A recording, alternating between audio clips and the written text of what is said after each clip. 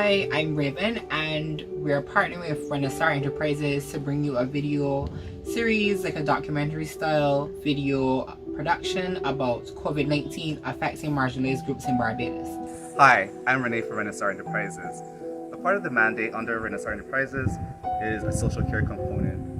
And due to the lockdown and everybody being home, one of our main concerns is what's happening with marginalized persons and persons from vulnerable communities.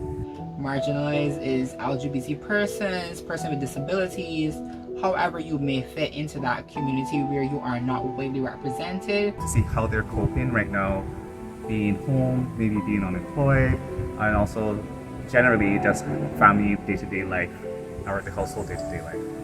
So we've asked people some questions to share their experiences on how they're handling things pre and post COVID-19. I hope you join us and watch some of the video content that we're sharing, and you as well can comment or share your own experiences under these videos.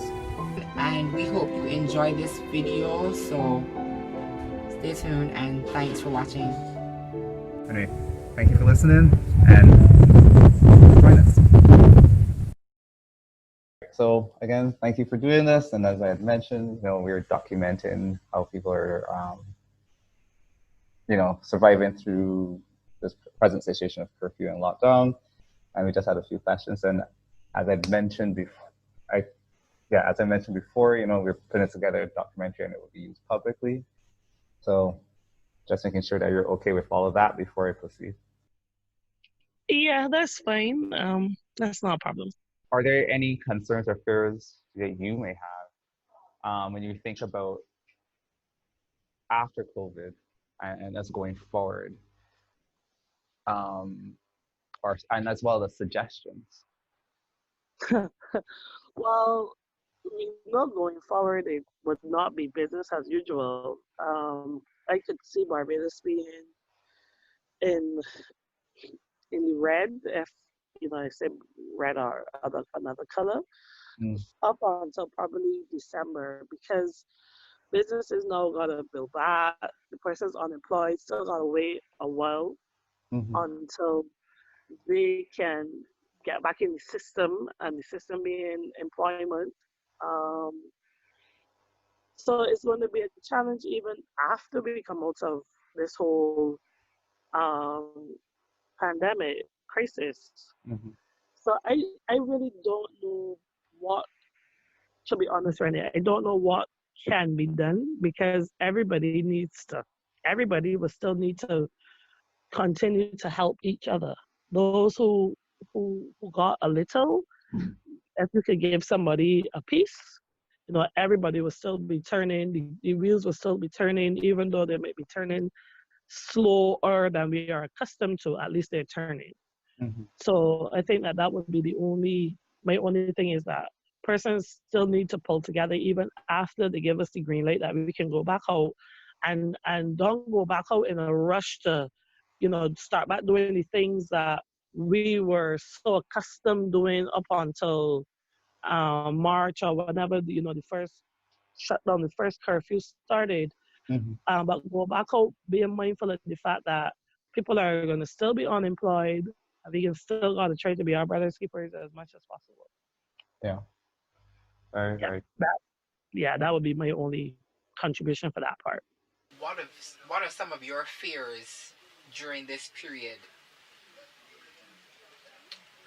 Well, nothing not going on right now for me. So I just at home most of the time. Relaxing myself on my phone, messaging, talking, and stuff like that. So I just feel angry and vexed because nothing not coming in for me. But if I could get a less normal little job free time, like cleaning houses or helping around salons, that could help me get a little down pocket. But right now the boy is saying nothing but setting the health and the family. We should work on first. So it can't be selfish and greedy and unkind to people that have stuff to deal with and responsibility in the hand to work with. So right now for me, what I can say is just keep my distance and wait till I get back to normal and pray that Barbados is going to cure fast, that it take back to normal.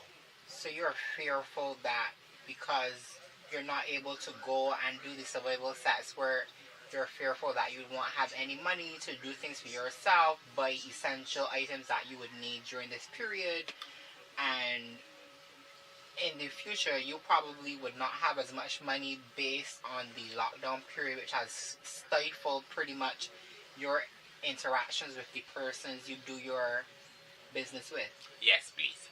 I just pray that it hits back to normal because I don't like living off of people, and I said all the time, the boy don't owe me anything, I should own the boy anything, but in its principles in that because I have a lot of stuff on my handy David, and I can't get David how I want David. Like, I still working for event, and I accept because that was like a little small job for me getting tips or whatever, but that didn't come off. But just pray that everything back to normal fast. Space called right now, I have no money, I have no job, and the only thing I can do is to survive myself. Um, Pretty irrelevant one, but basically being in my house for my birthday, Mm-hmm. and it's already cutting really close because now we're in May, and I was born in May. Mm-hmm. Mm-hmm. But I think that's really about it. Um, yeah, I'm not really bothered by anything else much. Pretty sure it's just another pandemic. Over time, people will wise up and it can go away. Mm-hmm. Well, I'll say this for sure.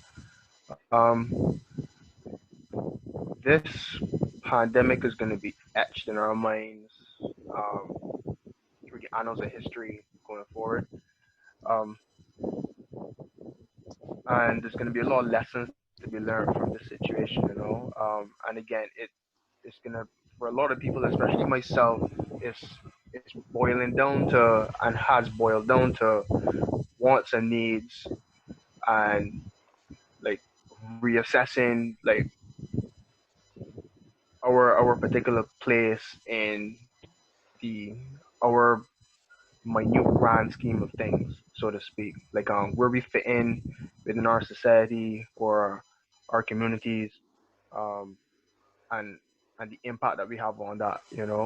But even something as simple as this call, for example, um, is allowing is like you can look back at this and be like, okay, well, these are personal experiences, of persons that have have been through this situation and how they've combated the situation and how they plan to get through it. I also like hearing their personal opinions and feedback and perspectives on this said situation. But overall, like I've been enjoying myself. Don't get me wrong. I've been enjoying myself during this downtime. I've been catching up and going to sleep. I've also been going to sleep late and getting up late.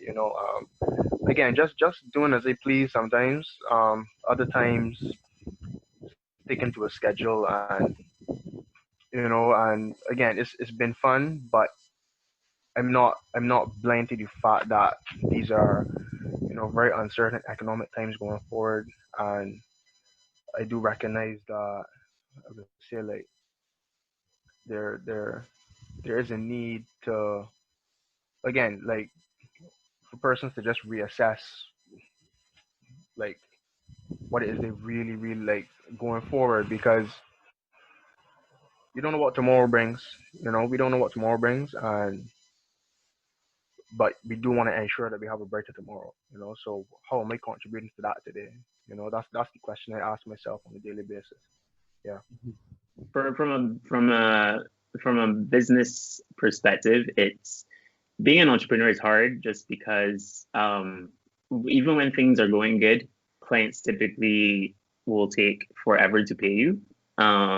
So even though a few things have been going really well for me since COVID-19 and the lockdown here, I'm cognizant of the fact that these businesses have their own issues, and it's normal for them to take forever to pay small businesses. So I'm aware of the fact that they will probably take even longer. So I'm a little worried about rent and bills and groceries and how I'm gonna afford everything. I've had family members who, like close family members, who are not working right now. So it's kind of this thing in like a lot of Black families is and I can't remember what TV show I heard this from, but like the Black tax, you know, you kind of have to give back to your family. So I'm not just kind of working for myself right now. I'm kind of like trying to make sure that I can work for everybody. So I think that's the pressure of that is kind of getting to me too. But I'm just trying to take it day by day. What I've been telling myself is, you're not the only one that's struggling with this. Right. So you're gonna be fine. That is my like daily mantra. It doesn't work every time I say it to myself, but it's better than nothing. What else? One of the issues I have sometimes that kind of spurs on my depression is this is the feeling of loneliness. I have this idea that I don't really think people really care about what I have to say, or are really interested in me as a whole, as a concept, as a person, as a friend, or anything. I know it's irrational, but it's there, and I've been feeling like some really intense loneliness. It's I guess being stuck inside makes that way worse, because before I could force myself to get off the couch or my bed, because really and truly I've been in my bed. Like, I live with my brother, but I usually stay in my room, in my bed, door closed, period. Even when I'm in a good mood, I just kind of have always been, when I'm a homebody, I'm kind of in my room. So but we normally, when I want to stop that, I would get out of the house, go by my best friend, go to the beach, you know, go to a bar. Even if it's by myself, I think feeling the energy of other people is good for me. So it's been really difficult to do that, to kind of not have that option, you know. I went to a bakery on Thursday, and just being around people, which is something I feel like normally I'd be like, ugh, but just being around people who were not even like following the 6 feet social distancing rule, I was like, yes, I'm here for this. So I think the loneliness is crazy. Like, as Britney Spears would say, my loneliness is killing me. Okay, so what are some of your fears during this period and for the future, if any? Just in terms of my fear for now, I could just have to focus on making sure, because he's not in school, so, and I don't want to put all of the pressure of me being a teacher. Okay, I do not want to blame myself. At the end, I can only do how much I can. Right. I still want to keep him occupied, still want him to learn and stuff like that. So I've downloaded apps, and so in terms of when in the mornings he would get up and he would do some work, and he would learn his numbers, and he would do his alphabet, and we'll tackle some words for him to spell and stuff like that. In terms of playing on the inside, I'll probably just like make up games. Like, we found old pet bottles and we did the whole bowling inside. Oh, okay. Yeah, so he enjoyed that until he nearly tried to break a lamp. But yeah, you just don't know when it comes point. But in terms of work, that still plays on you, because at the end of the day, you still need an end date, and the type of industry that I'm in will be the last to open up. Yeah, because you depend on tourism, yes, and currently there's none. And the way that everything is going on overseas, to be quite honest with you, it's not looking like, because you keep hearing their time is 12 to 18 months. They expect everything to be back together 12 to 18. I don't have 12 to 18 months to pay light and power. Okay, I don't have 12 to 18 months to pay Digicel. At the end of the day, we still want to get back to normal stuff. And like me, I'm a single mom. I don't know how to. I still need to get out, and I don't know how my life is gonna go after, or how long it's going to be like after. I just don't know. So, in terms of any specific fears for the future, in terms of like you're temporarily laid off, do you think you're going to be fired or possibly No. laid off without being renewed or rehired or Basically, and then I'll have to start from scratch in terms of looking for fresh work, and you don't know how is that going to play out because a lot of other persons are employed like myself, so it's going to be a battleground for jobs.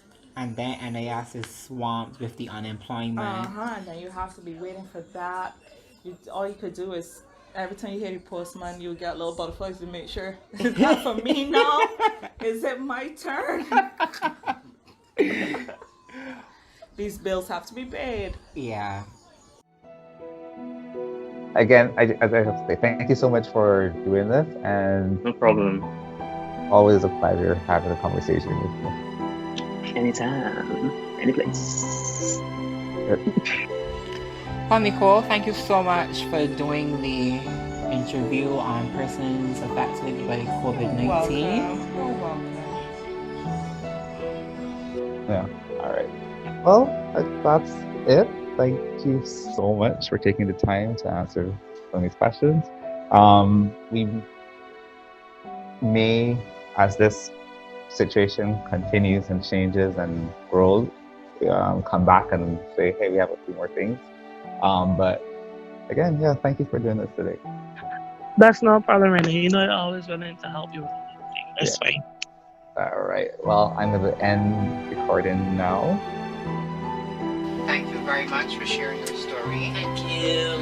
And we hope that the persons that may find a cure for COVID as soon as possible, so we can all retain some level of normalcy, and you can get your money and do as you need to. And one more thing, and please find help the ones that really need, like the ones that HIV is, please. Again, thank you. This is Yeah, you're welcome. very insightful. Thanks. Thank you. All right, bye. Bye.